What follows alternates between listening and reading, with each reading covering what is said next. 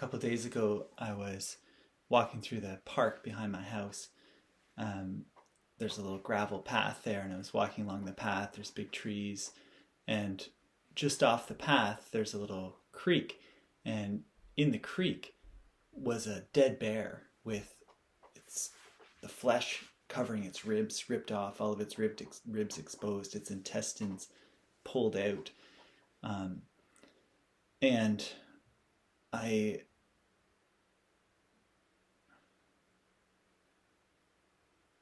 okay, I'm gonna do something here. So this is a talk about fear. My name's Luke. I'm a music-centered psychotherapist, and I have this vision of inviting people into the qualities of improvisation. I think that improvisation and the qualities of improv, relationship, intimacy, openness to receive, listening, these are the qualities that are so needed in our world, and they're needed for me. I love it when those qualities are present in my life. I love seeing them in other places. So my intention for this video, and I intend to do a whole series of videos, is to share how to improvise, to invite people into that. And this first one is about fear, and the fear that comes up when starting something new. And so because this is my first video like this, I feel afraid. And I had this story about a bear, and it went off the rails. I wasn't feeling connected to it. And that's important. As we'll see, I'm gonna show a video clip and talk about the different levels of fear and ways that I've found to move into that place that I want to be in, that place where the fear transforms into aliveness. So back to the bear story. I see this dead bear. This is a true story. This just happened a couple days ago. I've just moved to this area. I'm in Squamish, BC. This is unceded land of the Squamish Nation. Beautiful, beautiful area. And there are bears here. And I see this bear. I am like, oh my gosh, when do you ever have a chance to see something so magnificent, so raw? So I was reaching into my backpack to get my phone to take a picture, and sort of debating the ethics of that too. And then heard some sounds, and I looked in the direction of the sounds, and there's another bear kind of moving around in the woods, maybe 20 or 30 feet away on the other side of the path, and I'm between the dead bear and this bear. And the dead bear definitely looked like it had been killed by a bear, something with massive claws, and it was pretty fresh. And I kind of thought, oh boy, that's likely the bear that killed this bear in some kind of territorial dispute, or maybe just for food. I gotta get out of here. So I'm in full fear mode, and I'm walking away. My imagination is going, if I climb a tree, the bear will get me. If I try to swim in the creek, the bear will get me. It's a shallow creek anyway. If I run, the bear will get me. That's like first level, full mammalian fear. Fight or flight or freeze, that kind of fear. Why I tell this story is that feels so similar to, I'm going to post go live on Facebook and do an improvisation for the first time, or I'm gonna make a YouTube video like I'm doing right now about improvisation. So that's why I'm starting there. Like the fear is real. It feels real, even if I can talk myself out of it. Oh, it's only music. It's just putting it out there. But that, like, whatever it, in that case, it's like I'm afraid of the bear. That seems like a really real threat to my life. And it's so interesting to know that my brain is telling me with all the same chemicals and the same signals, this is a very real threat to my life.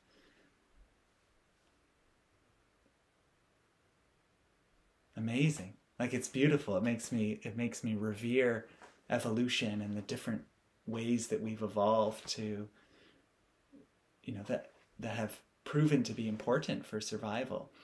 So with this type of fear, especially when I can go into my prefrontal cortex and say, I don't think there's a real threat to my life here. There's more of a threat to my life force to flight, to run away from this calling to share something.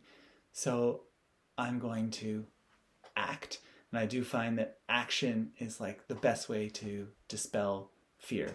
So this is the first improv that I did. I'm going to go into it and explore it a little bit.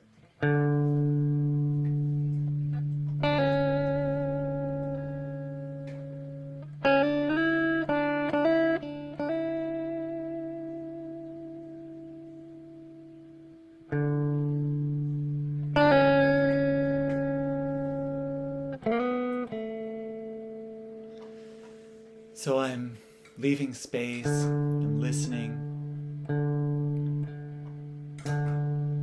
I'm creating a grounded loop that can hold me. I'm playing in a familiar place so that I'm not overwhelmed by technical details. I'm doing things here to try and help me move from a place of fear into a place of openness and joy. The place where I know my best music comes from, the place where the music comes from that I want to share.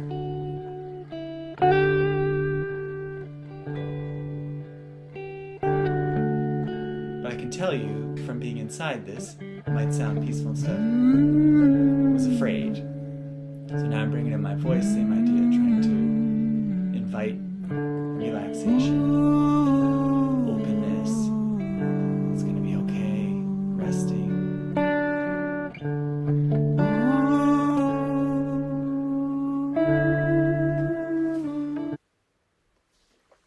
I'm going to pause it there because there's another story that I want to share here that relates to this idea of wanting something and so taking that risk to move through the fear. And this is a story from my teenage years that I draw on as an example of, that first moment can be terrifying, and then just doing it can really open up. So this is the story of my first kiss. I had been, I was hanging out with a group of friends. There was a girl there who was a mutual friend, not someone I knew very well, but I found her really beautiful, attractive in many ways, fun, mysterious. A group of us went back to another friend's house. We're all watching a movie, laying on the floor. The movie ends. This girl is laying beside me. I'd kind of made a point of, getting as close to her as I could. And, my heart's beating. I'm sweating because I'm like, I want to kiss this girl. And really the only way I knew how to kiss was like a peck, and it's like, I don't want to kiss her like I'd kiss my grandma or a friend or something. I want a French kiss, like take it to the next level. And that was terrifying to me because I'd never done that before. I didn't really know how to do it. I didn't know how it'd be received. So I opened my mouth and I leaned in and I put my mouth over top of her mouth, and nothing really happened. And then I backed away, and my heart was beating and I was sweating like crazy. And I said, I don't really know what I'm doing. But if you do, could you please take the lead on this? And she said, I don't know what I'm doing either. So both of us just laid there, frozen, and my heart was beating, feeling, I maybe fell asleep, at some point. And then the next morning, everybody's getting up and stuff, and I just being casual, being cool about it, made some joke or whatever. I actually said, because she brought this up later, I said, oh, I don't remember anything about last night. I was totally drunk, which was, no one was drinking anything. So anyway, just kind of silly, diffusing some tension. And then all week at school, just, tense. And then the next weekend, I don't even remember how it happened, but we just started to kiss. And, just like that, there was no fear anymore, and it was happening. And we ended up dating for a couple of years after that. So to me, that's a lesson that I draw on of take that leap, take action. At least it makes it real and I can learn from it. So I'm going to get back to the video here.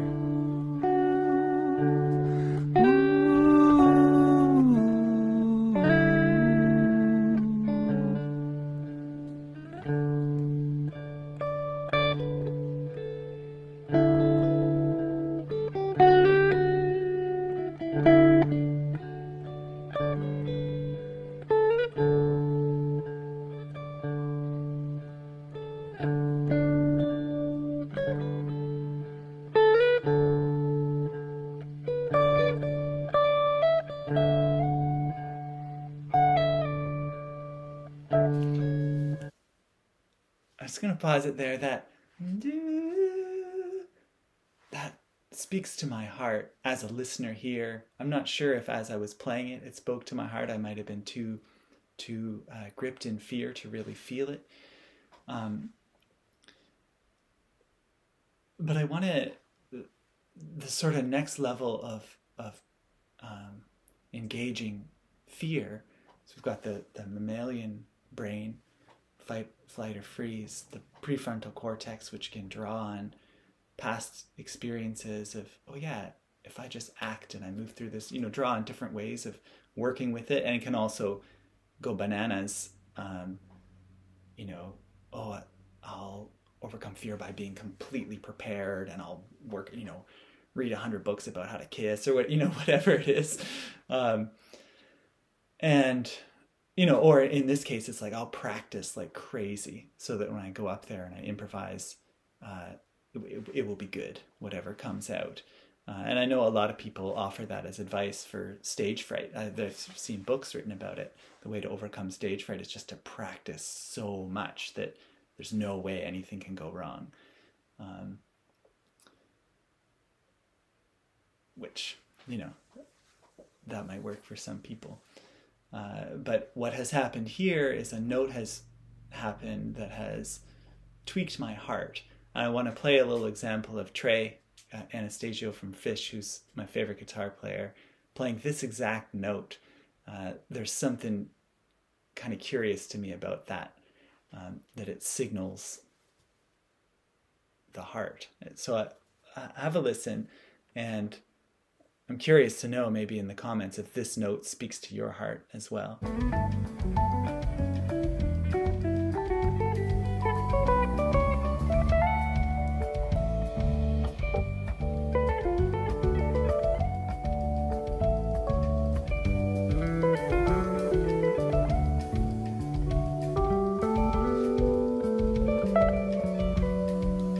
So really bring your attention to your heart here. He's going to play around a little bit. He's going to come back to that note. Notice if your heart tells you when he's at that note.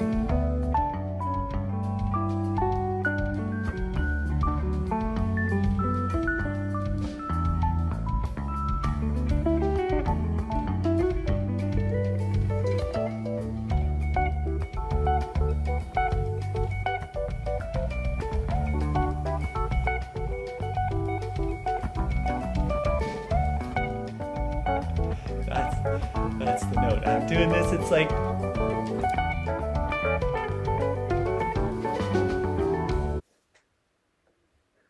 like there's a little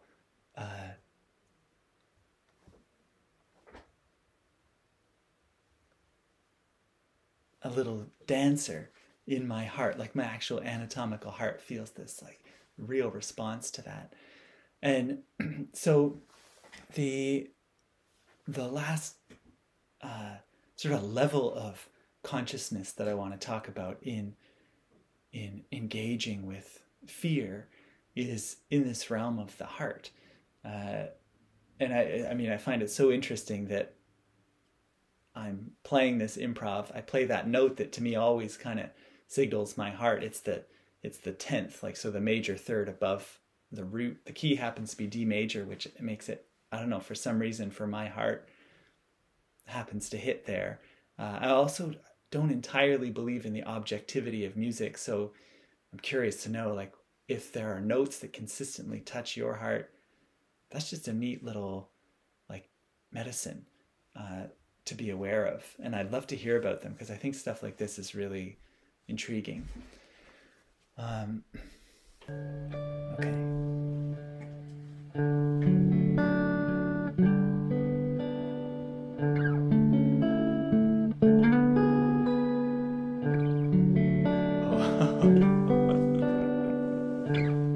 So much for playing it safe.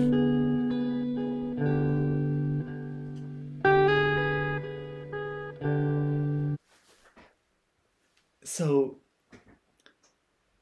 I'm all prepared. I've played this D major so many times.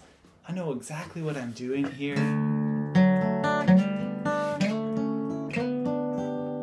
You know, that's what I was doing, playing something really safe and beautiful so I can relax into it. I'm super prepared. But then this note comes in, the sharp 11.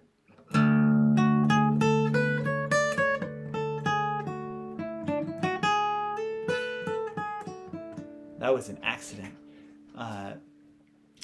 which is beautiful. Now I'm starting to pray for accidents because they bring me into the level of the heart, one way or another.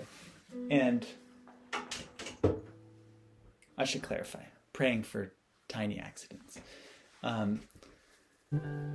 So how I responded was I play it again. Like, that comes from Jimmy Page. You make a mistake, play it again. Eat it. And then I bring in the flat 7 here. There's that sharp 11 again.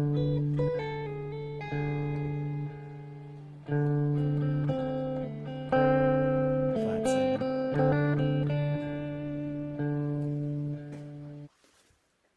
And the flat 7 is kind of like, I give up, you know?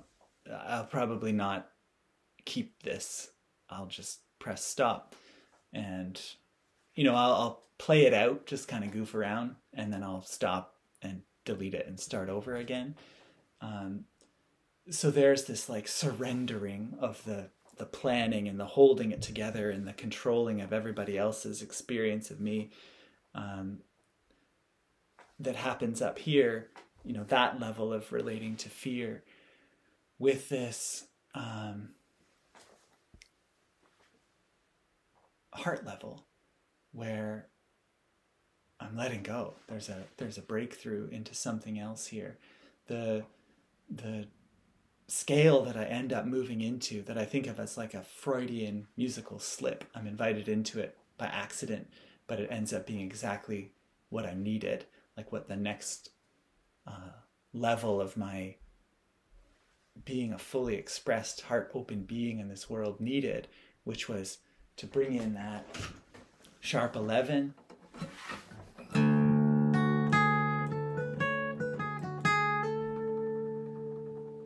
which is often used in films to represent open spaces, the unknown, you know, opening up into something new, which is like, yeah, that's exactly what's happening here. And then I bring in the flat 7,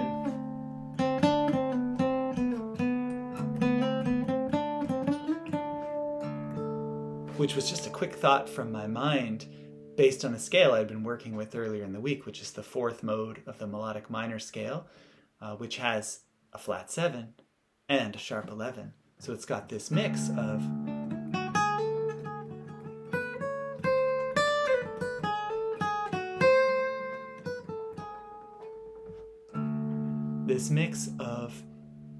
the unknown and letting go. I think of it as kind of like a bit of a swagger.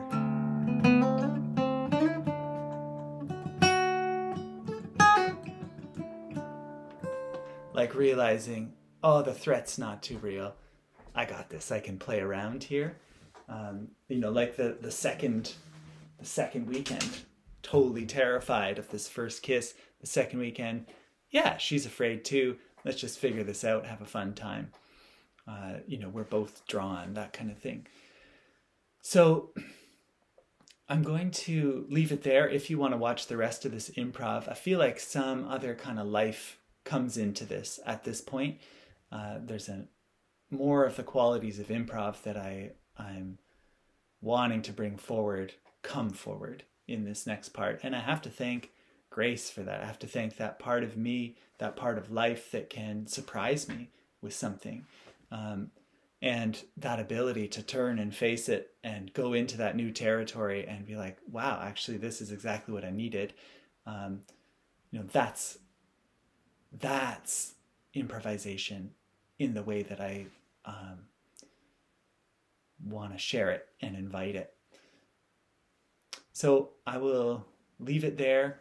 Please add comments. I'd love to hear what you think of this.